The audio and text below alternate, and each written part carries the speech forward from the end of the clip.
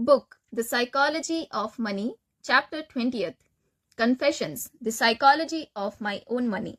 Sandy Goetzman, a billionaire investor who founded the consulting group First Manhattan, is said to ask one question when interviewing candidates for an investment team.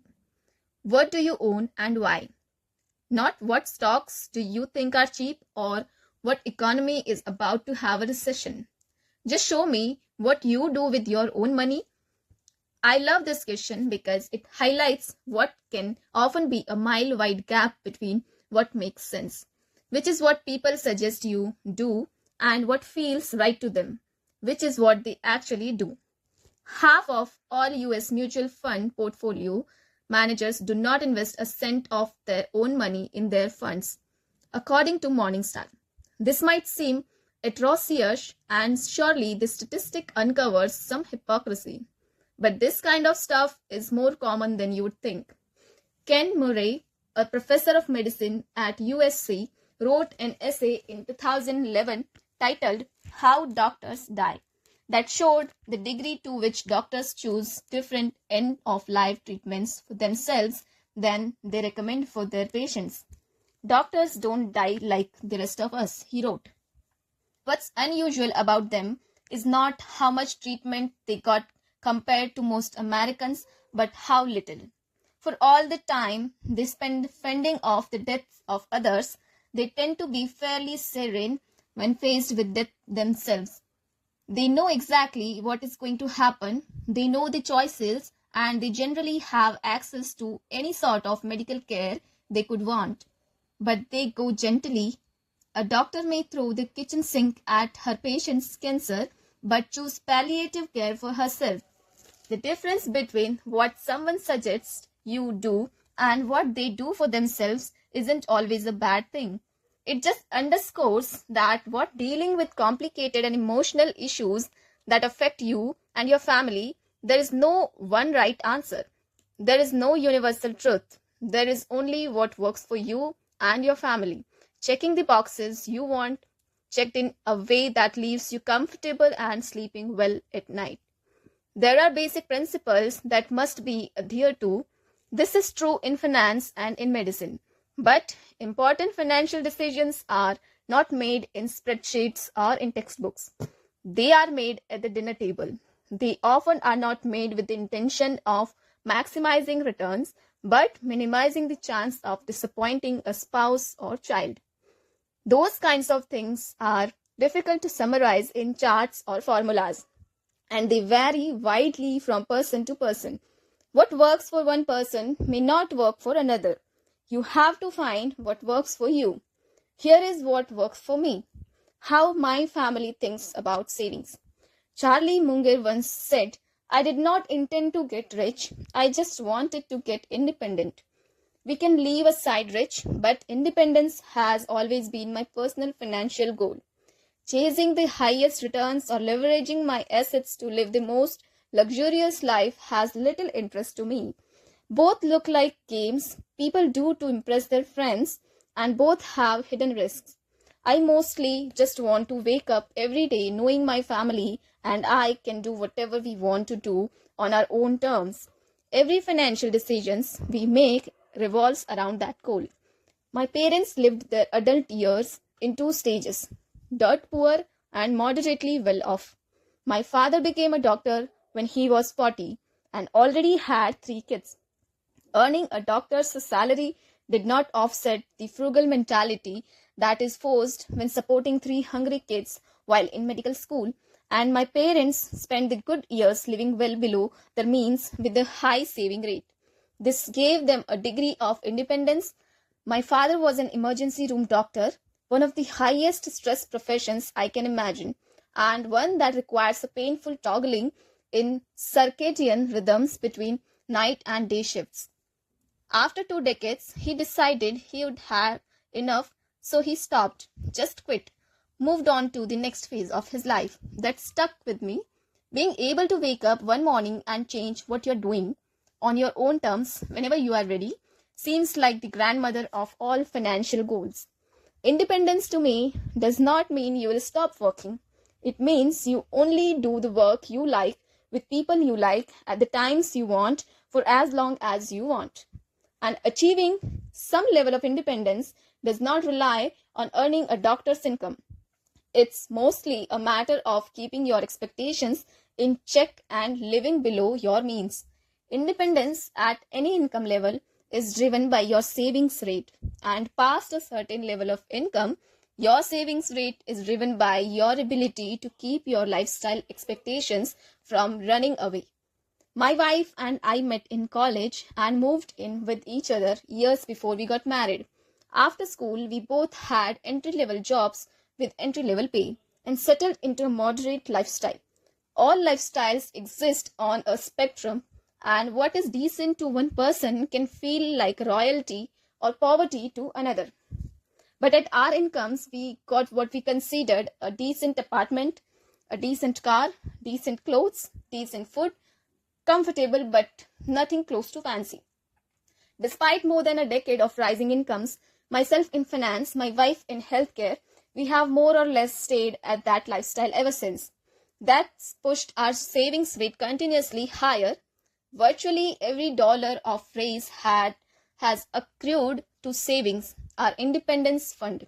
We now live considerably below our means, which tells you little about our income and more about our decisions to maintain a lifestyle that we established in our 20s. If there is a part of our household financial plan I'm proud of, it's that we got the goalpost of lifestyle desires to stop moving at a young age.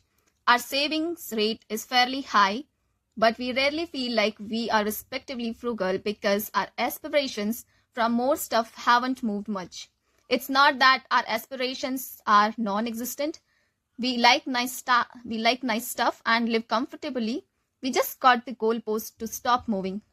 This would not work for everyone, and it only works for us because we both agree to it equally. Neither of us are compromising for the other. Most of what we get pleasure from, going for walks, reading, podcasts, costs little. So we rarely feel like we are missing out.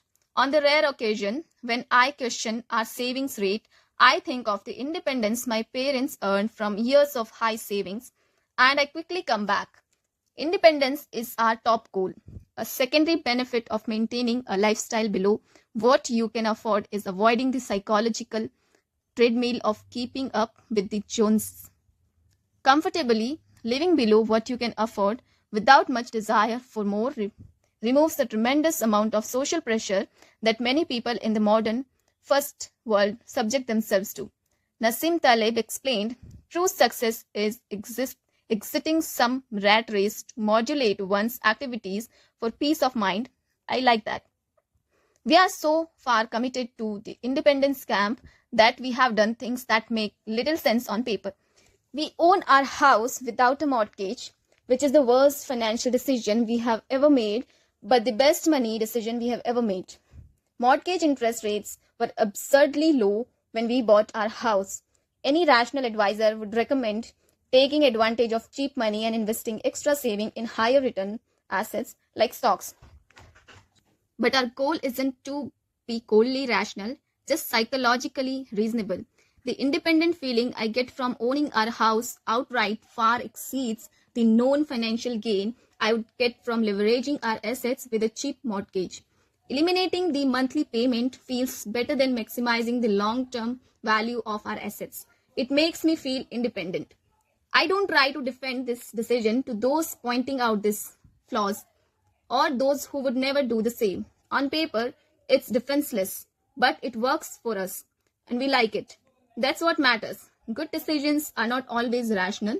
At some point, you have to choose between being happy or being right. We also keep a higher percentage of our assets in cash than most financial advisors would recommend. Something around 20% of our assets outside the value of our house. This is also close to indefensible on paper, and I'm not recommending it to others. It's just what works for us. We do it because cash is the oxygen of independence, and more importantly, we never want to be forced to sell the stocks we own.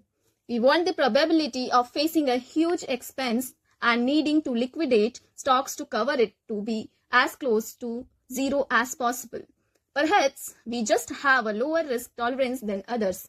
But everything I have learned about personal finance tells me that everyone, without exceptions, will eventually face a huge expense they did not expect. And they don't plan for these expenses specifically because they did not expect them. The few people who know the details of our finance ask, what are you saving for? A house, a boat, a new car? No, none of those. I am saving for a world where curveballs are more common than we expect.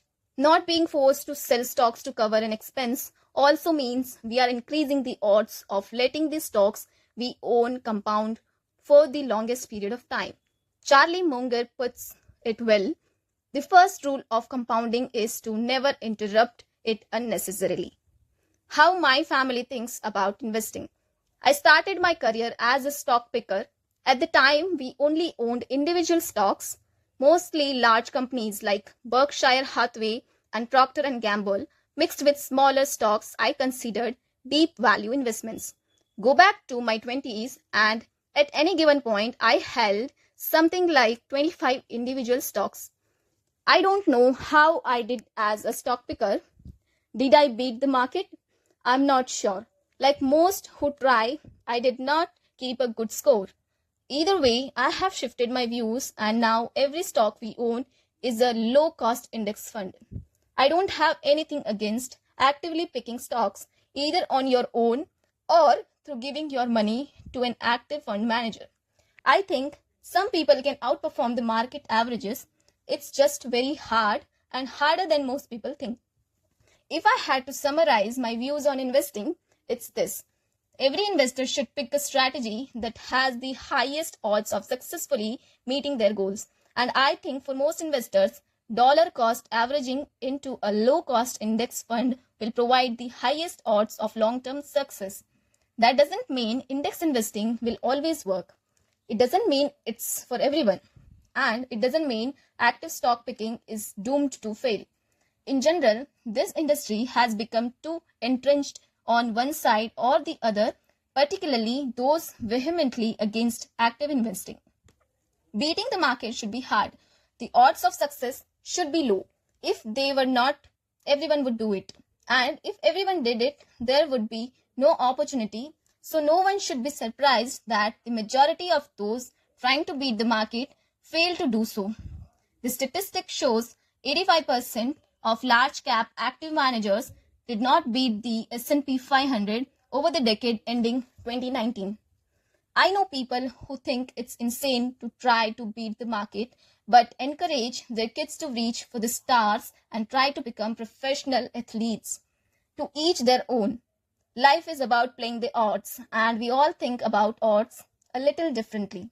Over the years, I came around to the view that we will have a high chance of meeting all of our family's financial goals if we consistently invest money into a low-cost index fund for decades on end, leaving the money alone to compound. A lot of this view comes from our lifestyle of frugal spending. If you can meet all your goals without having to take the added risk that comes from trying to outperform the market, then what's the point of even trying? I can afford to not be the greatest investor in the world, but I can't afford to be a bad one. When I think of it that way, the choice to buy the index and hold on is a no barrier for us. I know not everyone will agree with that logic, especially my friends whose job it is to beat the market. I respect what they do, but this is what works for me. We invest money from every paycheck into these index funds, a combination of US and international stocks. There is no set goal. It's just whatever is left over after we spend. We max out retirement accounts in the same funds and contribute to our kids' 529 college savings plan. And that's about it. Effectively, all of our net worth is a house, a checking account, and some Vanguard index funds. It doesn't need to be more complicated than that for us. I like it simple. One of my deeply held investing beliefs is that there is little correlation between investment effort and investment results. The reason is because the world is driven by tails. a few variables account for the majority of returns. No matter how hard you try at investing, you won't do well if you miss the 2 or 3 things that move the needle in your strategy. The reverse is true. Simple investment strategy can work great as long as they capture the few things that are important to that strategy's success. My investing strategy doesn't rely on picking the right sector or timing the next recession. It relies on a high saving rate, patience, and optimism that the global economy will create value over the next several decades. I spend virtually all of my investing effort thinking about those 3 things, especially the first 2, which I can control. I have changed my investment strategy in the past, so of course, there is a chance I will change it in the future. No matter how we save or invest, I'm sure we will always have the goal of independence, and we will always do whatever maximizes for sleeping well at nights. We think it's the ultimate goal, the mastery of the psychology of money, but to each their own. No one is crazy. Here we conclude the book Psychology of Money, and please comment down which book you want to hear next, and I'll bring that for you. Thank you.